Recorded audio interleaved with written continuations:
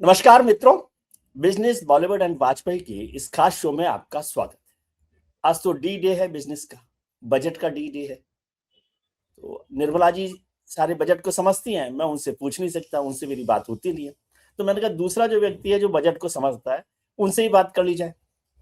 तो नीरज जी को हमने याद किया। नीरज जी वैसे तो हमारे को इंडस्ट्री पर, इकोनॉमिक्स पे, फाइनेंस पर समझाते ही रहते हैं, लेकिन आज डी डे है तो डी डे पर बजट पर बात करना बहुत जरूरी है और समझना भी जरूरी है कि हुआ क्या। और फिर मेरे को झटका लगा कि एक तो संडे को बजट को किया गया। प्रधानमंत्री जी का कहना था कि भाई 1 ही फरवरी को किया जाए, वो संडे हो मंडे हो, तो वो भी बात होगी। फिर मुझे पता चला कि शेयर मार्केट भी खुला हुआ है, ये भी मुझे हैरानी हुई। और उसके बाद हैरानी हुई कि शेयर मार्केट धड़ाम से गिर गया, नाराज हो गया, गुस्सा हो गया। मार्केट में क्या क्या हुआ है, बजट में क्या क्या हुआ है, उसकी निटिग्रिटीज क्या है, उसकी न्यूआंसेस क्या है, इस सब पर बात करने के लिए हमने कहा नीरज जी आपको तो परेशान होना ही पड़ेगा। तो सर आपका बहुत बहुत स्वागत है। देखिए मैं बात तो चाहता था कि निर्मला जी से हो जाए, लेकिन उन्होंने से बात नहीं हो पाती, मुझे पता ही था। तो मैंने कहा नीरज जी से समझो, बजट समझना तो जरूरी है। आप भी उतना ही समझते हैं जितना वो समझती हैं। तो मैंने कहा आज ठीक है। नहीं, आज उन्होंने ठीक से समझाया हमें। तो ये समझाइए सर कि क्या हुआ क्या है। एक तो सुबह से बात बताइए कि एक तो शेयर मार्केट जैसे धड़ाम से गिर गया, और फिर रेस्पॉन्स से जो भी है रिएक्शन, वो भी सरकार के जो लोग थे उन्होंने भी बहुत अच्छे से उसको रिएक्ट नहीं किया। क्या मायने क्या है इस सब का? ये कांजीवरम साड़ी से थोड़ी काम चलेगा। नहीं नहीं, बिल्कुल नहीं चलेगा। देखिए, बजट को अगर आप दो नजरिए से देखें, एक तो नजरिया है कि ये बजट 150 करोड़ लोगों का है, पूरे हिंदुस्तान का बजट है।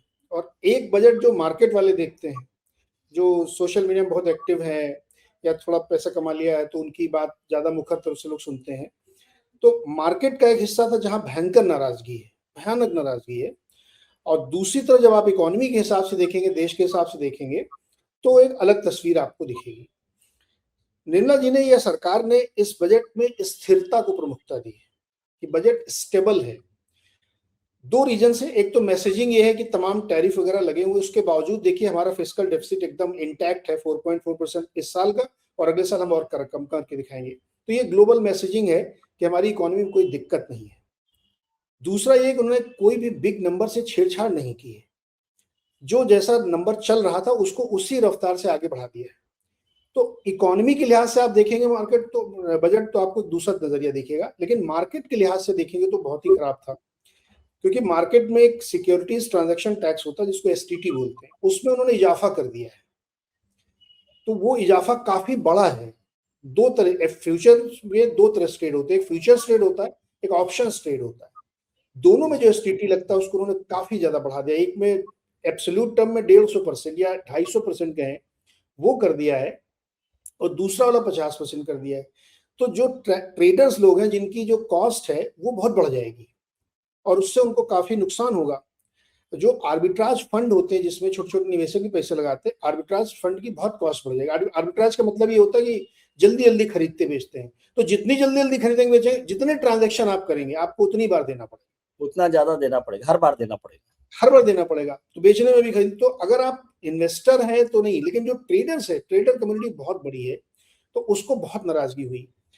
तो अभी मैं पढ़ रहा था कि इनकम टैक्स विभाग ने इस बजट में एफएक्यू जारी किया, उसमें उन्होंने लिखा है कि जो एसटीटी को लेकर के लोग बहुत नाराज हैं, उनको ये समझना चाहिए कि हमारे देश की जो अर्थव्यवस्था है वो 300 लाख करोड़ की है, और जो फ्यूचर एंड ऑप्शंस का ट्रेड होता है वो उससे 500 गुना बड़ा है। 500 गुना? 500 गुना। अच्छा, मैं तो आपसे पूछ भी नहीं सकता कि 300 लाख करोड़ का 500 गुना क्या होता नहीं, है। मैंने भी उसमें डाला तो वो उसमें आ ही नहीं रहा था, लैपटॉप कैलकुलेटर में कैलसी नहीं ले रहा था।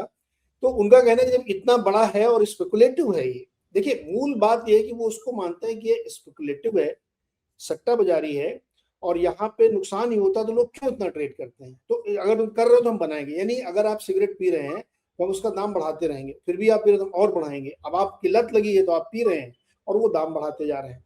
तो ये हुआ है इसमें, क्योंकि सरकार अगर ये मानती है कि ये स्पेकुलेशन है, सट्टा बाजारी है, तो इस पर टैक्स और लगा देना चाहिए, जो कि उसी मंशा से उन्होंने लगा दिया। तो बाजार को ये पसंद नहीं आया, क्योंकि ट्रेडिंग केवल छोटे निवेशक या भारतीय लोग ही नहीं करते हैं, फिर एफआईज भी करते हैं, बड़े बड़े हेज फंड होते हैं, वो हेजिंग करते हैं, ट्रेड करते हैं, लिक्विडिटी क्रिएट करते हैं, म्यूचुअल फंड वाले ट्रेडिंग करते हैं। तो जब तमाम तरीके की ट्रेडिंग पे आपने लगा दिया तो मार्केट की नाराजगी हो गई और मार्केट बहुत बुरी तरीके से गिरा।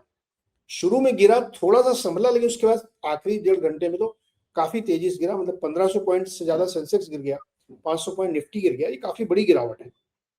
और तब जबकि अभी FII है नहीं, छुट्टी पे है, आज संडे का दिन था, तो कल और रिएक्ट वो हाँ, जब वो चूंकि बैक ऑफिस बंद रहता है तो उस संडे को जब कल आएंगे मंडे को वो, तो इस पर और बड़ा रिएक्शन हो सकता है। ये बिल्कुल अभी हम लोग जब मजाक में कह रहे थे कि आपने संडे के दिन स्कूल बुलाया बच्चे को और उसको पनिशमेंट दिया और फिर बोला तुम आए क्यों थे, तो जो आए थे उन्होंने प्रसाद ले लिया, जो कल आएंगे उनको कल मिलेगा। तो STT की नाराजगी ये है मार्केट की।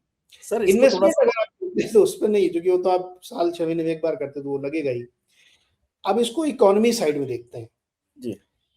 विजय जी। इकोनॉमी साइड में सरकार ने नजरिया है देखने का, उन्होंने स्टेबिलिटी को फोकस किया है कि हमारी इकोनॉमी स्टेबल रहे, जिस रफ्तार से चल रही वो चलती रहे, इस पर फोकस उन्होंने किया। तो कुछ बड़े बड़े नंबर जो हम लोग देख रहे हैं ना, ये 53.5 लाख करोड़ का बजट रखा है और 51 लाख करोड़ का पिछले साल था, तो बहुत बड़ा इजाफा बजट में नहीं है। और जो ऑलरेडी उन्होंने टैक्सेशन फ्रंट पे कर दिया है कि 12 लाख तक की टैक्स छूट है, GST कम कर, तो बहुत गुंजाइश नहीं थी कि और ज्यादा आपको इंडिविजुअली किसी को टैक्सेशन वगैरह में कुछ मिले, गुंजाइश थी ही नहीं। तो उसको कैलकुलेट करते हुए इन्होंने ये बजट बनाया। अच्छा, ये एक चैलेंज है कि जो आपका टैक्स रिसीट है वो शायद 28,75,000 करोड़ का इन्होंने नंबर रखा है कि हम इस साल करेंगे, लेकिन जो इस बजट इस फाइनेंशियल ईयर का है जो 31 मार्च को खत्म होने वाला है, इसमें वो टारगेट अभी अचीव नहीं हो पाए, कम है, पिछले जो प्रोजेक्शन था उससे कम है। तो ये साफ दिख रहा है कि जब आप प्रोजेक्शन कम लेके चल रहे हैं तो आप बहुत बड़ा नंबर कर नहीं सकते। तो एक आलोचना इसकी हो सकती है कि बिग बैंग बजट नहीं है, बिग बोल्ड बजट नहीं है, ये एक स्टेबल साधारण सा बजट है जिसमें कोई ऐसी अफलातूनी चीज नहीं की गई जिससे चीजें हिलें, और ग्लोबल मैसेज देने की कोशिश की गई, देखिए हमारी इकोनॉमी बहुत सॉलिड है और हम 4.3% का टारगेट रखेंगे अगले साल फिस्कल डेफिसिट का। तो ये है मोटा मोटे तौर पर बजट का, लेकिन मार्केट पॉइंट से बहुत खराब बजट है।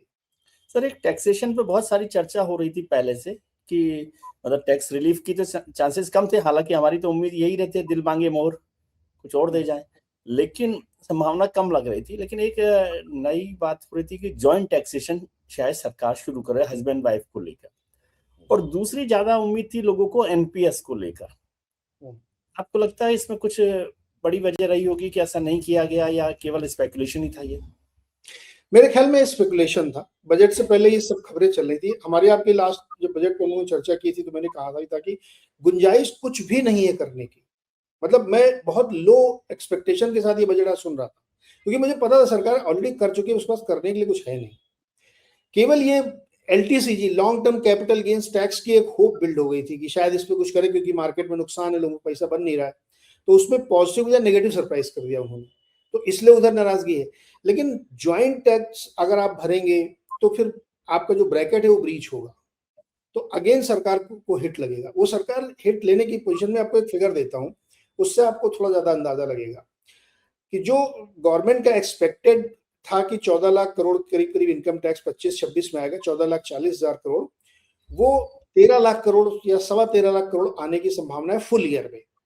तो जो एक्सपेक्टेड लाइन पे वो है वो 6% से ग्रो कर रहा है, जबकि नॉमिनल GDP 8% पे। तो ये साफ दिख रहा है कि यहाँ पे बहुत गुंजाइश है नहीं आपकी रिसीट बढ़ाने की। तो ज्वाइंट वाला कर देंगे, या एक ये भी चल रही थी बात की वो जो 30% वाला है उसको वे कुछ ट्वीक करेंगे, कुछ नहीं, संभव ही नहीं है, पॉसिबल ही नहीं है। जब सरकार की सोच ये है कि मुझे स्टेटी वालों से ज्यादा पैसा लेना है, तो टैक्सेशन पर रिलीफ का तो कोई प्रश्न नहीं था। रही बात NPS की, तो जो उन्होंने नया प्रपोजल अभी पिछली बार रखा है वही प्रपोजल अभी पूरी तरीके से एग्जीक्यूट नहीं हो पा रहा है, तो उसमें भी कोई चेंज करने की मुझे गुंजाइश नहीं लग रही थी। एक बात जैसे प्रधानमंत्री जी ने कही, सरकार की तरफ से भी कहा कि ये फ्यूचरिस्टिक बजट है। फ्यूचरिस्टिक बजट क्या होता है? आज आप परेशान रहे, अगले दिन अगले हफ्ते ठीक से खाना खाएं। हाँ, आज आपको थोड़ा कम खाना पड़ेगा। अगर आप कल बढ़िया पार्टी करना चाहते हो तो आज आपको, ये सिद्धांत रूप में सही बात है कि आज आप थोड़ा पेन लीजिए तो कल मजे करेंगे। अब कितना पेन लेंगे ये डिबेटेबल है, या कितने पेन में हम ऑलरेडी हैं ये भी डिबेटेबल है। तो जब वो ये कह रहे हैं कि फ्यूचरिस्टिक बजट है, उसमें 2-3 चीजें फ्यूचरिस्टिक की गई। जैसे एक तो डेटा सेंटर और AI पे बहुत फोकस किया गया है। जी कि फॉरेन को अलाउ किया गया कि आप लोग यहाँ पे आइए, पैसे लगाइए और इंडियन कंज्यूमर बेचिए। तो इसमें बहुत बड़ी-बड़ी कंपनीज़ हैं, इसमें अडानी है, रिलायंस है, अमेज़न है, बहुत फॉरेन कंपनीज़ बहुत सारी हैं जो डेटा सेंटर पे काम कर रही हैं। तो चूँकि एआई का इस्तेमाल बढ़ ही रहा है और डेटा सेंटर अगर भारत में लगेगा तो नौकरियाँ भी मिलेंगी और डेटा भी सुरक्षित रहेगा। तो ये एक फ्यूचरिस्टिक कदम, ये कल ही नहीं होने जा रहा है, इसमें समय लगेगा। तो एक इस पर उन्होंने काफ़ी फोकस किया। दूसरा, मेडिकल टूरिज्म को लेकर के काफ़ी होप रखी गई है। तो हॉस्पिटल सेक्टर को इसका फायदा हो सकता है, होटल सेक्टर को इसका फायदा हो सकता है। मेरे ख्याल में शायद सरकार की सोच ये है कि जॉब क्रिएशन का सबसे आसान तरीका है टूरिज्म। क्योंकि सड़क आप ऑलरेडी बना रहे हो, टूरिज्म के लिए थोड़ी सड़क बनती है, सड़क तो बनी रही है, यानी इंफ्रास्ट्रक्चर क्रिएट हो रहा है, हवाई जहाज चल रहे हैं, वो क्रिएट हो रहा है। तो टूरिज्म उसका एक बाई प्रोडक्ट है। केवल आपको जो टूरिस्ट स्पॉट हैं उनको थोड़ा ठीक ठाक कर देना है। एक उन्होंने स्कीम चलाई भी है कि गाइड ट्रेंड किए जाएंगे कुछ पर्टिकुलर लोकेशंस के, बुद्ध सर्किट बनेगा असम की तरफ, बंगाल की तरफ। तो वो जॉब क्रिएशन में बड़ी मदद करेगा, क्योंकि टैक्सी चलेंगी, होटल चलेंगे, ये सब आएंगे। तो वो सरकार उस तरफ थोड़ा फोकस कर रही है, क्योंकि वो कम कैपिटल पे जॉब क्रिएशन हो सकता है। तो इसको आप फ्यूचरिस्टिक कहिए, क्योंकि कल ही नहीं होने जा रहा है, इसमें समय लगेगा। तो एक तो उन्होंने किया है। दूसरा उन्होंने ये किया कि बायोफार्मा की रिसर्च पे बहुत ज्यादा फोकस कराया है, एक काफी बड़ा बजट बनाया है, वो एक फ्यूचरिस्टिक चीज है।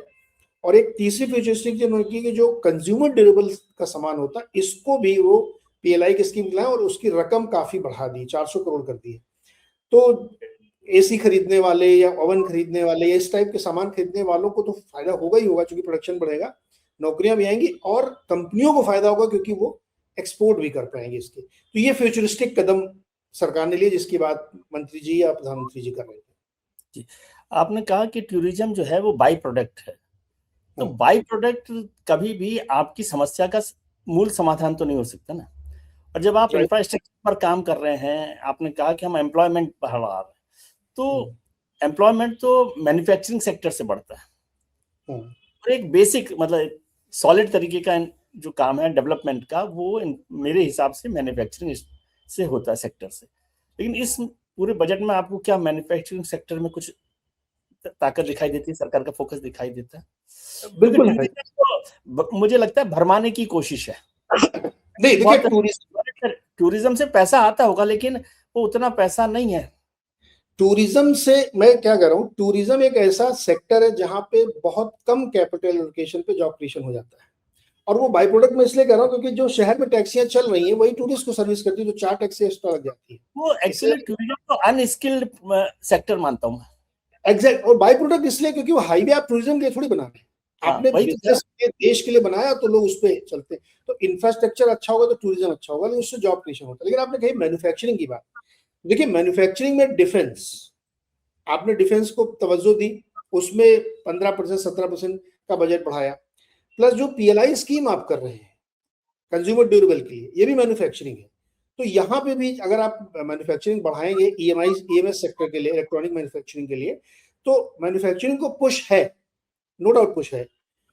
बट इसमें एक कैच है जो कि बड़ा इकोनॉमिक तौर पे समझना चाहिए कि आजकल के जमाने में बहुत ज्यादा मैन मेड काम नहीं हो रहा है। रोबोटिक्स का इस्तेमाल है, एआई का इस्तेमाल है, हाई टेक्नोलॉजी, तो उतना ज्यादा जॉब क्रिएशन नहीं होता जैसा ट्रेडिशनली मैन्युफैक्चरिंग से होता था।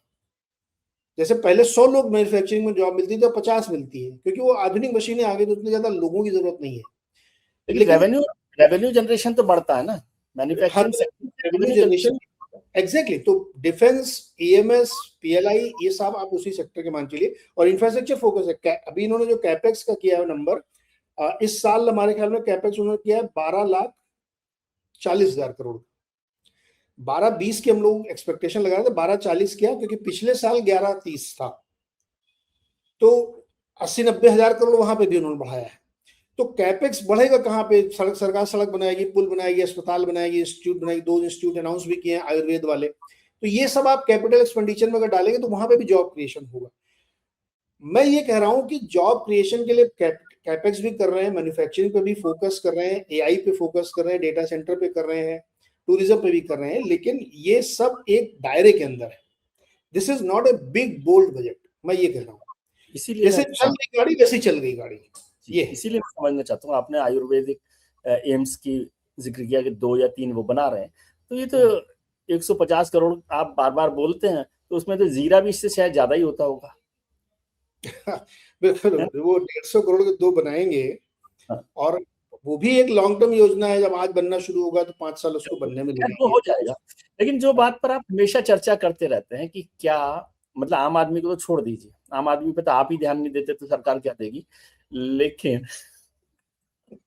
क्या आम ये इंडस्ट्री के लिए फेवरेबल बजट है? क्योंकि आप बार बार इस बात की चर्चा करें, मैं आपसे ही समझता हूँ कि आपने कहा कि इंडस्ट्री का जो पैसा है वो मैन्युफैक्चरिंग में नहीं जा रहा और वो शेयर मार्केट में लगा रहा है या कहीं और उसको जहां पर भी इंसेंटिव दिख रहा है वहां पर कर रहा है। दूसरा नेगेटिव एफडीआई पर हम चल रहे हैं, नेट एफडीआई नेगेटिव पर चल रहे हैं। तो क्या उसमें कोई बड़ा बदलाव इससे दिखाई देता है आपको? इंटरेस्टिंग क्वेश्चन है। 2 चीजें इसमें है। पहला तो ये कि क्या एफडीआई आएगी, और दूसरा ये कि जो अपने डोमेस्टिक प्राइवेट कैपेक्स जिसको हम लोग बोलते हैं कि इंडस्ट्री लगाएं, इंडस्ट्री वाले लगाएं, वो नहीं लगा रहे थे। हाँ, इसका राज या इसकी कुंजी इस बात में छिपी हुई कि कंजम्पशन ड्राइव होगा कि नहीं होगा। तो जो जीएसटी कट इन्होंने किया है, जो टैक्स कट इन्होंने किया, अगर इसका इम्पैक्ट, चूंकि इकोनॉमिक इम्पैक्ट थोड़ा लैग से आते हैं, अगर ये इम्पैक्ट इस साल यानी कैलेंडर ईयर 2026 में स्प्रेड आउट होते हैं और प्लस पीएलआई की उन्होंने दी, तो पैसा थोड़ा वापस आएगा। लेकिन ये अगेन की कंजम्पशन ड्राइव होगा तो, अदरवाइज वो बाईबैक करेंगे और अपनी कंपनी का स्टॉक बढ़ा लेंगे, या वो क्यूआईपी करके बेच बाच के वो फैमिली ऑफिस में डाल देंगे। वो तो कर रहे थे। नई इंडस्ट्री तभी लगेगी जब डिमांड दिखेगी। अगर डिमांड नहीं तो नई इंडस्ट्री कोई नहीं लगाएगा। तो सरकार ने इस बात को समझ लिया, इसीलिए वो पुश कर रहे हैं कि आप कैपेक्स के थ्रू जाएंगे, डिफेंस के थ्रू जाएंगे, आप डेटा सेंटर लगाइए। तो सरकार इनडायरेक्टली वो कोशिश कर रही है कि पैसा आए। तो आएगा कि नहीं आएगा, ये कंजम्पशन डिमांड तय होगा। दूसरा क्वेश्चन है कि एफडीआई, एफडीआई में जो सेक्टर बहुत ल्यूक्रेटिव है इस समय, एआई वाला, टेक्नोलॉजी वाला, हाईटेक वाला, और उसमें डेटा सेंटर में कह रहे हैं कि आप पैसा लगाइए खूब, उसमें मुझे लगता है कि एफडीआई आ सकता है, क्योंकि डेटा सेंटर एक ऐसी चीज जिसको कोई अवॉइड नहीं कर सकता। और यूएस वगैरह में क्या हो रहा है विजय जी, वहां पे पावर सप्लाई की डेफिसिट है। बहुत आश्चर्य लग रहा होगा कि यूएस में बिजली उतनी है नहीं जितनी कि वो पावर सेक्टर पे काम हो सके। इंडिया फॉर्चुनेटली पावर डेफिसिट नहीं है इस समय। तो अगर आप यहाँ कोई डेटा सेंटर बनाएंगे तो ऐसा नहीं होगा कि आपको 6 महीने से बिजली नहीं मिली। एनवीडिया का एक वहां बहुत बड़ा पावर सेंटर वो बना है, डेटा सेंटर बहुत ह्यूज, मतलब वो आपके आधे नोएडा के बराबर का होगा, उसमें बिजली कनेक्शन नहीं मिल रहा है। तो यूएस में अगर बड़े इन्वेस्टर को ये दिख रहा है कि यार वहां पावर सेक्टर में प्रॉब्लम है, ठीक नहीं। तो इंडिया में आ सकता है। तो ये एक बहुत ये अच्छा कदम सरकार ने उठाया, जिसकी तारीफ करनी चाहिए। ये समय रहते उन्होंने उठा लिया कि ये ग्लोबल प्रॉब्लम है, इसको कैचअप कर लो। तो यहाँ पे हमको लगता है एफडीआई थोड़ी बहुत आ सकती है। लेकिन अगेन ये सब कुछ इस बात पर निर्भर करेगा कि आपकी ग्रोथ, जीडीपी की ग्रोथ कितनी होती है, ओवरऑल ग्रोथ कितनी है। एफआई केवल एक सेक्टर से, एफडीआई केवल एक सेक्टर से नहीं आता। अगर उसको बढ़िया ग्रोथ दिख रही तो वो जरूर आएगा, अदरवाइज फिर नहीं आएगा। जैसे एक इंडस्ट्री पर काम सरकार ने बार बार कहा गया कि टेक्सटाइल को लेकर, टेक्सटाइल रेयर अर्थ पर काम किया। टेक्सटाइल को आप मुझे समझाइए, क्या ये जो ट्रम्प साहब के टैरिफ का जवाब है, या यस। मैं देख रहा हूँ कि टेक्सटाइल में तो पाकिस्तान हमसे बहुत आगे चल रहा है, बांग्लादेश भी ठीक ठाक स्थिति में है। तो क्या हम कॉम्पिटिटिव स्थिति में है, कॉम्पिटिटिव मार्केट में है टेक्सटाइल के इस बजट के इस फैसले से? इस फैसले में एक छुपा हुआ फैसला है, उसको समझना है। जो सरकार ने अनाउंस आज किया है टेक्सटाइल के लिए, ये बिल्कुल टैरिफ का एक जवाब है कि हम अपने टेक्सटाइल सेक्टर को मदद करेंगे जिससे कि वो कॉम्पिटिटिव बन सके बांग्लादेश, इंडोनेशिया, श्रीलंका, इन सब देशों के मुकाबले। लेकिन ऐसा तो है नहीं कि हमारे टेक्नोलॉजी नहीं थी, कि बहुत अच्छी शर्ट हम नहीं बना पाते या बहुत अच्छी पैंट नहीं बना पाते या हम जीन्स नहीं बना पाते, हम बना लेते हैं। हमारी दिक्कत ये थी कि हम कॉम्पिटिटिव नहीं थे, क्योंकि हमारी कॉस्ट ऑफ प्रोडक्शन ज्यादा है। कॉस्ट ऑफ प्रोडक्शन डायरेक्टली कैसे कम होगी? करेंसी से। तो आपकी जो करेंसी वीक हो रही है, ये अगेन ये मैंने आपके शो में कहा था ना कि करेंसी वीक होना बुरा नहीं होता, नहीं होता। तो जो छुपा हुआ फैसला इसके पीछे है कि वो करेंसी वीक हो रही है और आरबीआई उस करेंसी को वीक होने दे रहा है। नागेश्वरन जी जो चीफ इकोनॉमिक एडवाइजर है पीएमएसी में, उन्होंने तो कहा था कि मेरी नींद हराम नहीं होती रुपया गिरने से।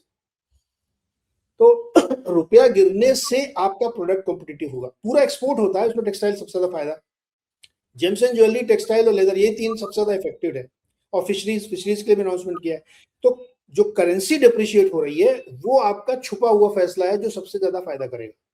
बाकी तो जस्ट ठीक है, तो मतलब आइसिंग ऑन द केक वाली बात, लेकिन जो नहीं लेकिन करेंसी वीक हुई है आपकी वो आपको फायदा करेगी। चलिए, नहीं लेकिन मैं इसको ऐसे समझना चाहता हूँ, नीरज जी की बात को मानते हुए, क्योंकि विद्वान लोग हैं, कि देश का सम्मान नहीं गिर रहा, रुपया गिरने के साथ साथ, तो लेकिन आपका एफडीआई और एक्सपोर्ट तो नहीं बढ़ रहा। नहीं, एफडीआई कमजोर होने से तो बढ़ना चाहिए ना। रुपया गिरने से आपका सम्मान घटता है बढ़ता है ये सब पॉलिटिकल डिस्कशन है, ठीक है। तो ये उधर वाले इलाके में खूब चलते हैं, वो वाली डिबेट में भी बड़ा मजा आता है, लेकिन ये वाली डिबेट में ये बात नहीं है। रुपया गिरने से मतलब क्या होता है कि रुपया, आप कोई भी करेंसी अगर किसी देश की बहुत वीक हो जाए तो भी अच्छा नहीं है, और बहुत स्ट्रांग हो जाए तो भी अच्छा नहीं है। हमको वीकर करेंसी इसलिए चाहिए क्योंकि हमको पैसा चाहिए, हम कैपिटल हंग्री कंट्री वही है। मैं समझ रहा हूँ ना, तो फिर वो पैसा आ रहा है क्या? वो पैसा तब आएगा जब आप करेंसी को वीक होने देंगे। अगर आप नेचुरल फ्लो में करेंसी वीक होने देंगे, पहला। दूसरा, जो डोमेस्टिक पॉलिसीज हैं आपकी, वो ईज करेंगे कि मैं यहां आके बिजनेस करूं। दोनों का कॉम्बो होता है, किसी एक से नहीं होगा। आज मान लीजिए आपने एक पीएलआई शुरू कर दी और आपने कहा कि डेटा सेंटर में आप आके यहाँ पैसा लगाइए। मैं डेटा सेंटर में पैसा लगाऊं और आपकी करेंसी गिर के 110 115 पहुंच जाए, मैं जहां से लगा रहा हूं वहां से भी गिर रही है, तो भी नुकसान है। करेंसी को एक नेचुरल फ्लो में जो 2% वीक होती है साल में, वो अगर वो हो जाए और वहां पे स्टेबल हो जाए। Best currency is stable currency, ना वीक ना स्ट्रांग, स्टेबल रहे। मैंने कहा ना कि इकोनॉमिक्स स्टेबिलिटी को लाइक करती है, वो ना कमजोर चाहिए ना वीक स्ट्रांग चाहिए।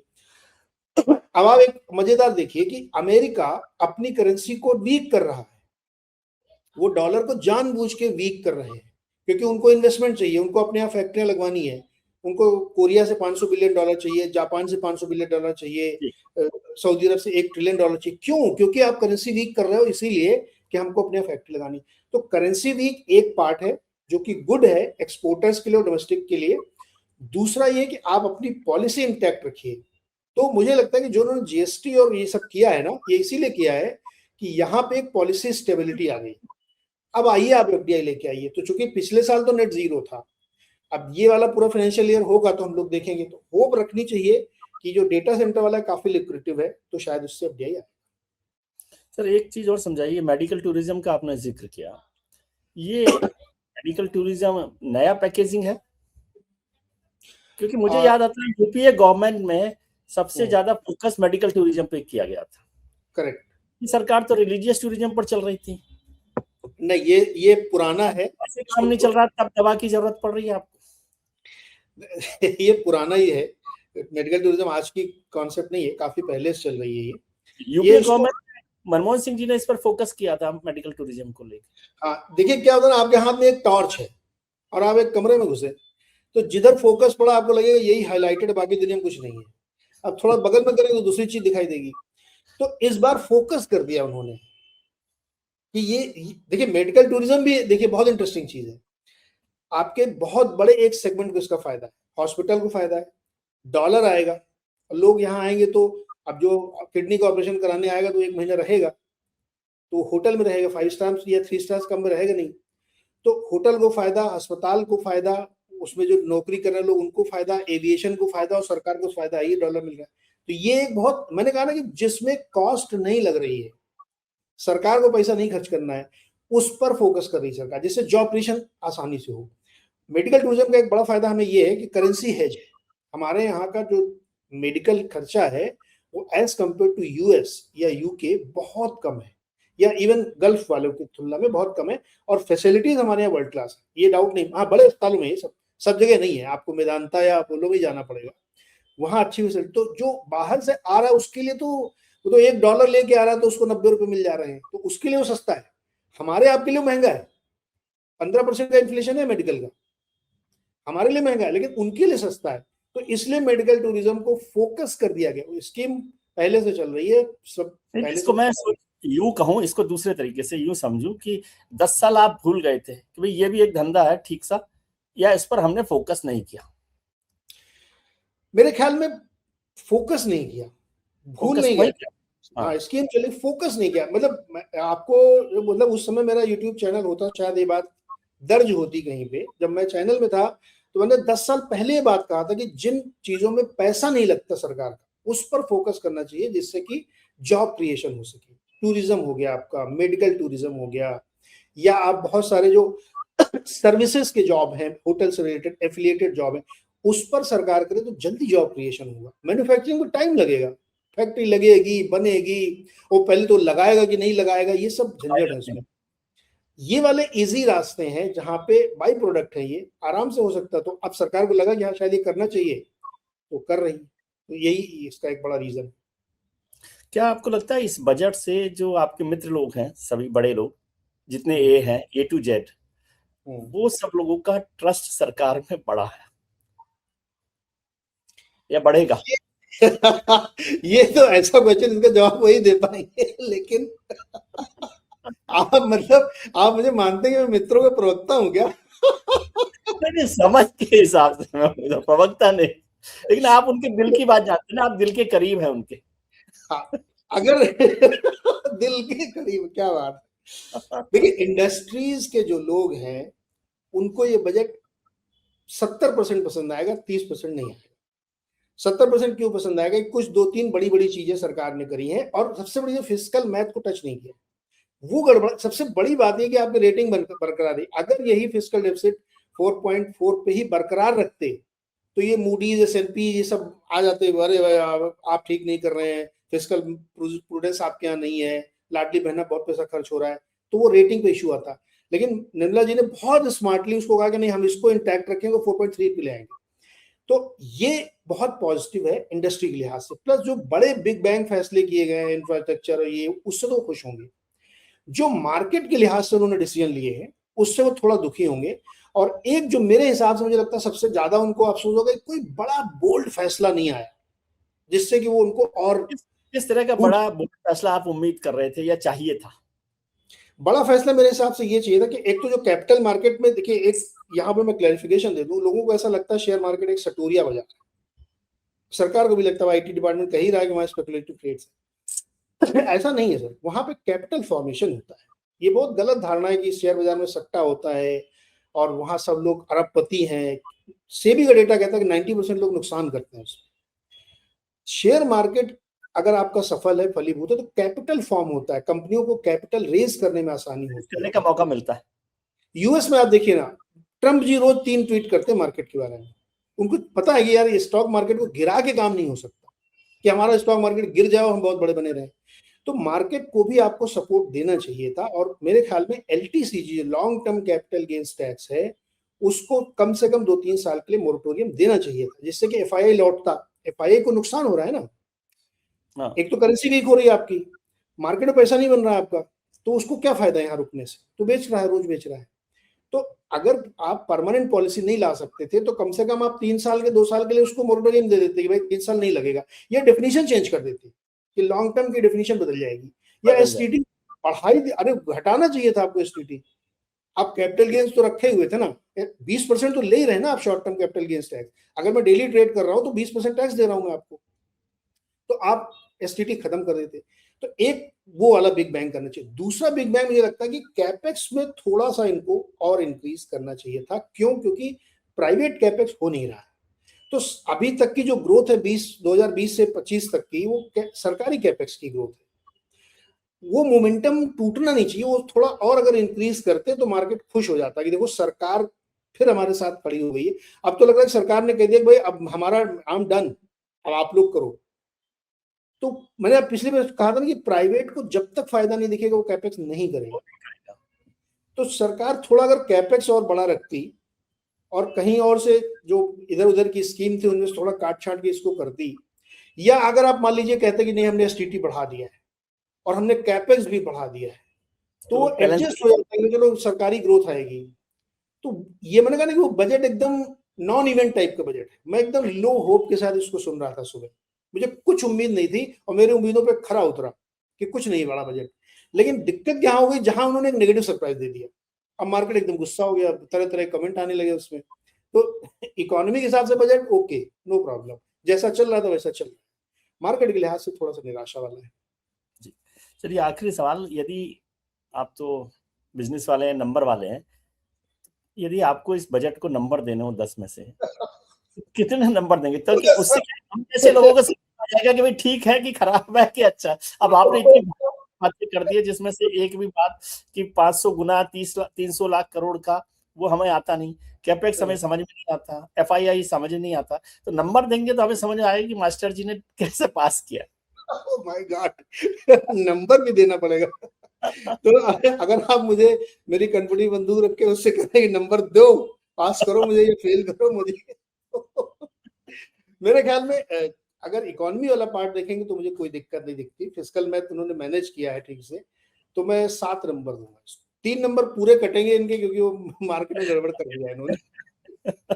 7 से ज्यादा नहीं सकता मैं। ठीक ठीक है, चलिए बहुत शुक्रिया आपका। थोड़ा सा हमको भी समझ में आएगा बजट, और जिन लोगों को ये बारीक बातें समझनी है इस बजट की, तो वाजपेयी जी के साथ द एंड शो देखें, उसमें और बारीक बातें भी बताएंगे, उसमें और भी बातें बताएंगे कि उनके मित्रों को क्या फायदा कैसे हो सकता था, नहीं हो सकता था, ये सरकार को क्या करना चाहिए था। आपने जितना समझाया उसके लिए बहुत बहुत शुक्रिया। हम उम्मीद करते हैं कि आपके लिए आने वाला कल आज से बेहतर हो। आप अपने मित्रों, परिजनों, रिश्तेदारों के साथ खुश रहिए, मस्त रहिए, व्यस्त रहिए, स्वस्थ रहिएगा। और वैसे भी हम लोग के लिए तो पैसा हाथ का मैल है, नहीं तो हाथ भी साफ ही रहते हैं, मैल भी नहीं है। सर पैसा हाथ का मैल नहीं है, पैसा चेहरे की रौनक है। पैसा चौरे की रौनक है, और वो यहाँ दिखाई दे रही है साथ में।